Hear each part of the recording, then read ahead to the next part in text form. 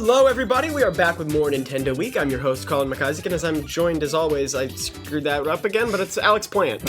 Sadly, or perhaps happily, I am not Nintendo's new president. Ben Lemoreau. I would let the power go to my head. And nobody else, but I didn't say and before Ben, so...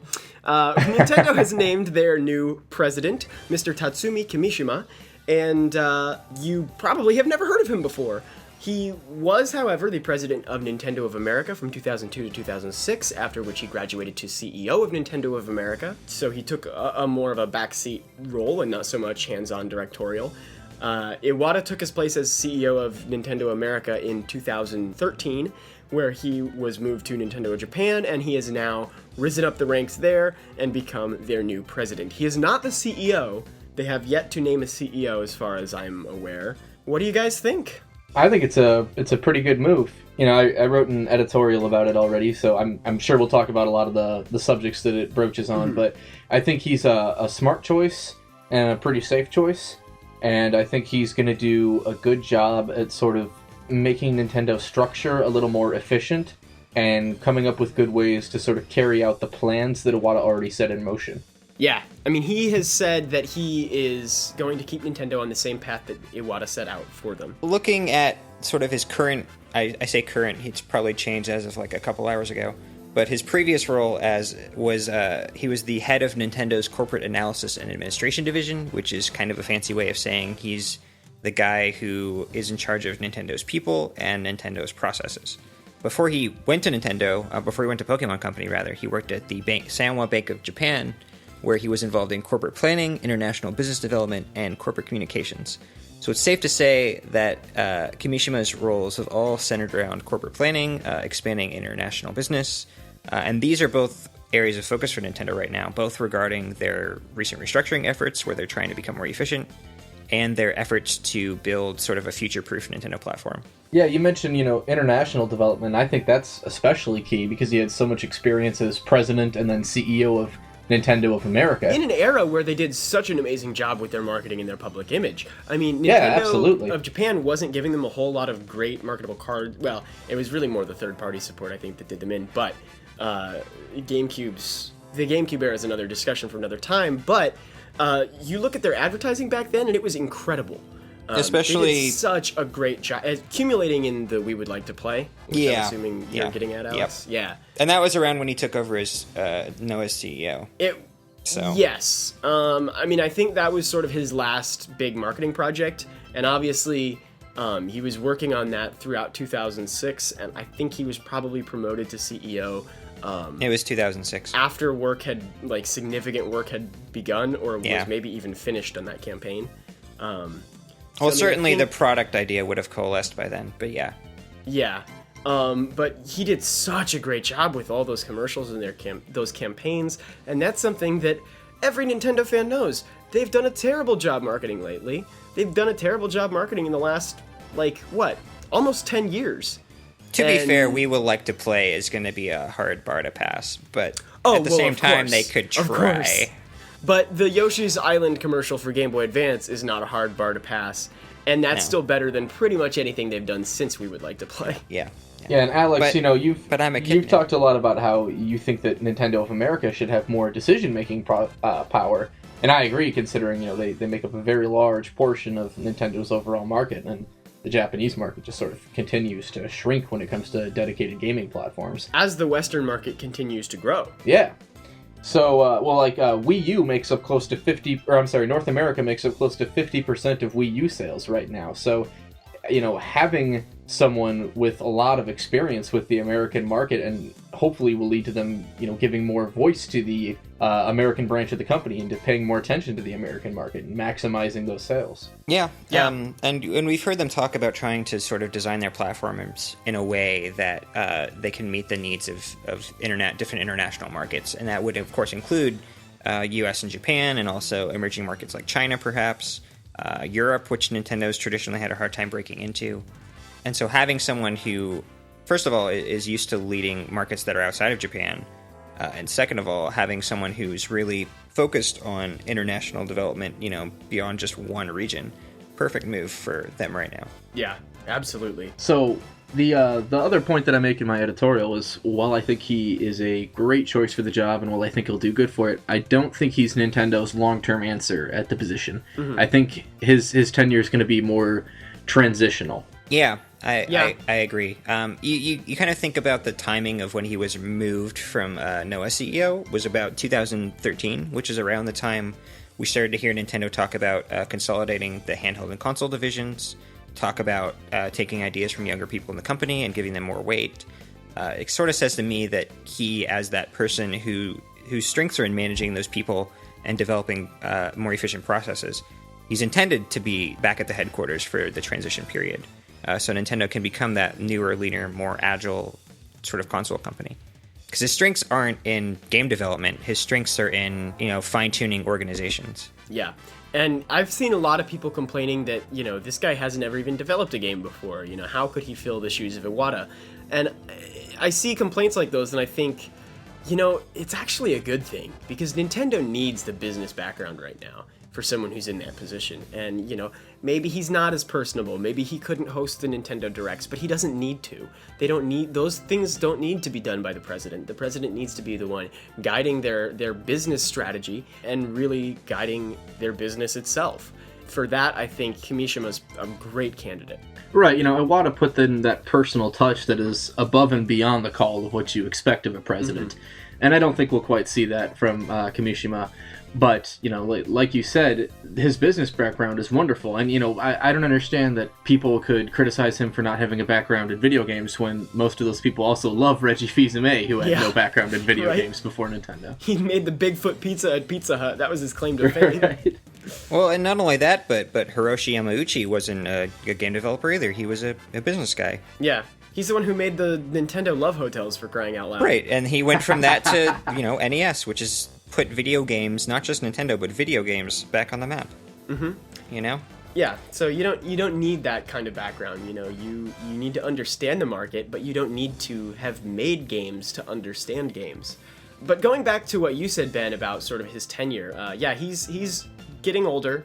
He's about 65, which I believe is around the retirement age for Nintendo's non-directors. Now that he's president, obviously he's not going to retire, but that does, I think, mean that, his tenure is going to be up sooner rather than later. He's currently only in place for just a year, which most of Nintendo's elected officials are. They do that annually, but he, on his first day, was already talking about, who might succeed him, and that he would be open to bringing in someone from outside the company rather than hiring from within. And presidents don't do that on their first day on the job if they're planning to stick around for the long, long haul. He may be around for 5 years, but certainly not for, the tenure one would expect from a traditionally Nintendo's presidents like Yamauchi. I find his comment that he's interested or perhaps open to bringing someone from outside the company interesting because I believe it was a guy from Sharp. I don't remember his name off the top of my head, but he was brought in around the Wii era. And he was the guy who, during a meeting when they were talking with the motion technology provider, sort of steamrolled the discussion and said, no, we're going to invest in this technology. And, the rest is history. Wii was a huge hit, and it was all based on the hunch of this guy who wasn't even a long-time Nintendo guy. Right. So it's positive to me that they're looking or thinking about looking for people outside the company because they've been so insular for so long. I don't know about the president role, though. Maybe not for the president role, but certainly for leadership. Yeah, I'm with you on that. I see him as sort of preparing for all possibilities because the mantra has been we want to be future-proof, we want to get younger, and we're seeing him, I'm sure we'll talk about the restructure in a minute here, but as part of the corporate-wide restructure that they announced on the same day that he was named president, you're seeing major Nintendo executives like Miyamoto and Takeda are stepping out of their manager roles and into consultant roles, and you're seeing other people take over those manager positions. So I see it as he's restructuring the company in a way that they can train up younger people and newer people to move into executive positions or to become the all-star developers or possibly even the president someday. But at the same time, he also said day one, I am open to bringing in outside help for these executive positions as well. So I see it, again, going back to my idea that he's a transitional president, he's getting the company together as much as he can. He's making it as efficient as he can. And he's grooming up new people for the roles, but if they're not ready by the time that he feels that his presidency needs to end, he'll bring in the best person for the job, whether they're from inside the company or outside the company. Yeah, and I mean, I'm with you on that all the way. I think that's exactly what's going on. I think some people might have wanted Nintendo to bring in a younger person sooner, like now instead of later. But I think Nintendo did want to do that. They said Yeah. Kimishima was not Iwata's first choice for president. They said specifically they wanted someone younger, but it seems like they didn't have anyone younger who was really ready for the job and ready to do a good job at the job yet. Right, and there was some talk around them wanting to pick someone quickly before the holiday season because that's when all their sales are going to happen. Yeah. Certainly they want to pick someone before the NX rollout starts to happen. Mm-hmm. And there's also their mobile venture. Yeah. There's just a lot on Nintendo's plate right now. And the fact that they've moved Miyamoto and Takeda out of their previous roles at the same time, it more than just symbolically suggests that they really are working toward installing new people, not just elevating this old guy. Installing new fellows. Installing new fellows. How great is it that Creative Miyamoto's fellows. official job title is So Creative great. Fellow? Creative I think fellow. we all knew he was a creative fellow. Yeah, and Miyamoto's been talking for a long time, and Takeda as well, about senior executives, taking less responsibility and passing on the torch. But this is the first sort of tangible step we've seen towards that, with a literal company restructure that takes away the general manager title and puts them into just sort of this like super group of advisors instead of active managers. I mean, I think that's great, and I think the merger of their internal teams into one sort of development team is a great idea. Yamauchi originally set those different divisions of their development teams up so that they would be competing with each other for his attention for the best games, and so certain games and certain development cultures would arise in those different teams. But we're at a point where a lot of those development cultures are getting really distinct from each other, or were getting really distinct from each other. And, we got teams that would make games like WarioWare and Rhythm Heaven, teams that would make things like Xenoblade X, which is really, forward-thinking and really great for Nintendo. But then we've got games like Super Mario 3D World or Mario Party 10, which is all about multiplayer and doesn't even let you play online. Well, I mean, the segregation between EAD and SPD made a lot more sense back when their hardware divisions were really separate, because you had... No, I agree. It made sense then, but I mean, I think it's a good move. Right. You had Miyamoto at EAD, and then you had Gunpei Yokoi at SPD, but you don't really have that sort of... First of all, that sort of division between platforms now that they're uniting them, but also that Right. sort of division between development teams, where the development teams sort of have to tackle different challenges. Yeah. And obviously, you have different people working on different projects, but I think merging the development teams so that they're all available to each other's resources and creative juices is a great thing. We've seen EAD has gotten kind of really averse to taking risks, whereas SPD was doing things like overseeing Metroid Prime, overseeing Xenoblade, which are things that are the really inventive new risk-taking things for Nintendo, and Xenoblade didn't work out great because they didn't promote it at all, but the games themselves have been wildly critically successful, and so I mean, I think it's good to get those ideas bouncing back and forth between different types of people. Yeah, and I think I've seen a lot of people sort of express concern over the fact that on day one he's announcing major structural changes. But again, this isn't really a new concept that he's pushing. This is taking things that Iwata had already set in motion, like combining, the different, like the handheld and the home console team into one, and just, making it more efficient, just tweaking it, with his business savvy to make it a smoother process. Yeah, and it's not like he came in on day one with an iron hammer and said, all right, here's how it's going to be. We're all changing this way and you're going to like it. Yeah. This kind of structure... It's going to be in place by the time the podcast is out, this episode of the podcast. It's already in probably place while we're recording now, it, because it's Japanese already time. the 16th. Yeah. But he can't do it that soon without that having been set in motion a while ago. And Sure. with almost everyone, if not everybody, in the executive positions on board and supporting the idea. Well, and going back to what I said earlier, he was installed in that corporate analysis position in June 2013, so that's certainly something he was involved with way back when, and in June 2014, he was put in charge of human resources. So these are already sorts of things he's been involved in. This isn't a new, like you said, coming in with a hammer and wrecking everything. This is his job. Yeah. We were talking sort of about the union of the development teams. The new manager is Shinya Takahashi. And what I find interesting is he's also the supervisor of another new division, which is the business development division. Typically, we haven't seen Nintendo's development divisions so entangled with the sort of business-focused divisions.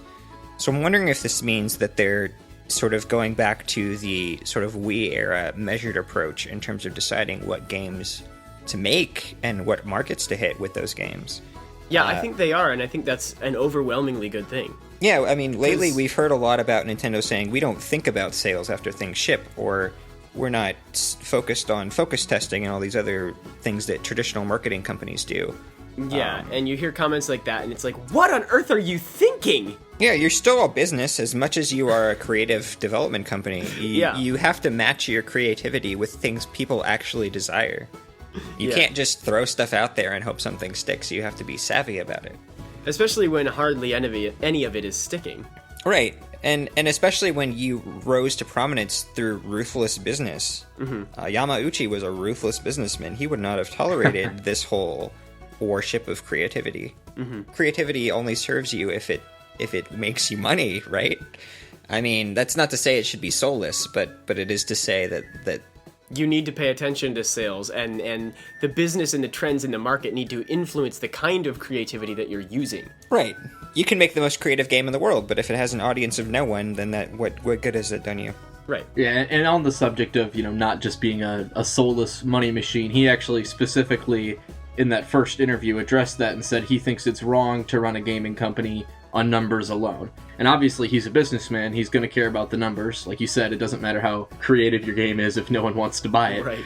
But he's making an effort immediately. It's like he knew that was going to be a concern of fans. This guy's a businessman, he's not like Iwata, and he just addressed it right out of the gate. I think a comment like that has a specific meaning when it comes from Nintendo, where there's sort of this alternative to the sort of hyper-masculine, gory, overly mature AAA industry that we're in. Right. That would be selling out if Nintendo were to go that direction. Right. But, that's also not to say that they might not start dipping their feet in territories like that, because we know by making games that are almost exclusively rated E, they're missing out on the markets of a lot of the games and the positive will of a lot of the gamers who are over 13 and think that shooting things is cool. They're missing out on a lot of goodwill from the core gamers that they really need to be attracting. And, that's not to say they need to make a bunch of gritty shooters, but that is to say, looking at trends like this, they will probably start thinking about how to deliver their message to those kinds of people and bringing them back on Nintendo platforms. That doesn't mean they're gonna give Mario a cigar, but that means that more people will be coming to Nintendo platforms for those kinds of games, whether Nintendo's making them or whether it means they're getting new third-party support. And then, by virtue of that, more people will be enjoying the traditional Nintendo games that we all love them for, like Splatoon and Zelda. Yeah. And Zelda in particular is a good example because it went from an E-rated series to a T-rated series for a little while. Mm-hmm. And, they're scaling back in with Zelda so much. Not with Zelda U, but, we look at, like, Skyward Sword, and that's a really far cry from the appeal that the original Zelda had. And even Twilight Princess. Yeah. Well, so it sounds like we're about done with our thoughts on Mr. Kimishima. Do we have any other final thoughts before we wrap it up here? That sounds like a no. I'm all out of thoughts. My brain is done. Well, I'll be interested to see. Training. I'll be interested for the October investors meeting to see how he handles his first investor Q&A and his first financial report. I think we might learn a lot about his style, at least in terms of how he'll deal with the public from that meeting. Yeah, that's a really good point. And I'll be interested to see how he works with Nintendo's brands from here on out in getting new business partners, because we know that was something they're doing a lot with the mobile plans. We've heard a ton of, Iwata said they want to bring their characters to films. Well, in that new division he's established, IP licensing is one of the things they'll be handling. Mm-hmm. Yeah, so, I mean, Mother 3 anime, make it happen. So I'm interested in seeing how that's going to affect Nintendo's strategy, and I think it's a great way to reach their IPs to new places and make a ton more money. So, good things. I guess for me, the investor meeting, I'm most excited for him to sort of address what he thinks Nintendo's failures were and where he thinks Nintendo's going to go next to address those. Because he's already spoken pretty frankly about what he thought about Wii U. Yeah. He says it was too similar to Wii, and so it didn't have its chance to sort of stand on its own. But I wonder if there's more to it than that, and if he has more insight into where they're going next that he's willing to share. Yeah, so keep an eye out for that October 28th conference. We will be covering it in full here at Gamnesia, so you can read it all about it then. And, of course, we'll be talking about it on Nintendo Week as well when the time comes. So, everybody, thank you so much for listening. This is the end of Nintendo Week for today. If you like this podcast, please subscribe to us on iTunes or subscribe to us on YouTube at Gamnesia TV for bite-sized discussions from the show. And please head to iTunes to leave us a review. It really helps with visibility, so we greatly appreciate it. We're aiming for 30 reviews, so if you have not left a review yet and you really like the show, please do that. It really helps us out. If you have feedback for Nintendo Week, please send it to colin@gamnesia.com, and remember to send in your questions about Nintendo, about our show. We love engaging with you guys, and we read them and talk about them here on the show, so it's a great way to get involved. Again, that's colin@gamnesia.com, colin@gamnesia.com. If you can't wait till next week for more of our stuff, you can head to Gamnesia.com for more gaming news as it happens. We've got Sony, Microsoft, Indie, you name it, and even a ton of Nintendo news that we didn't have the time to discuss on this week's show. Thank you so much for listening, and we hope you have another great week.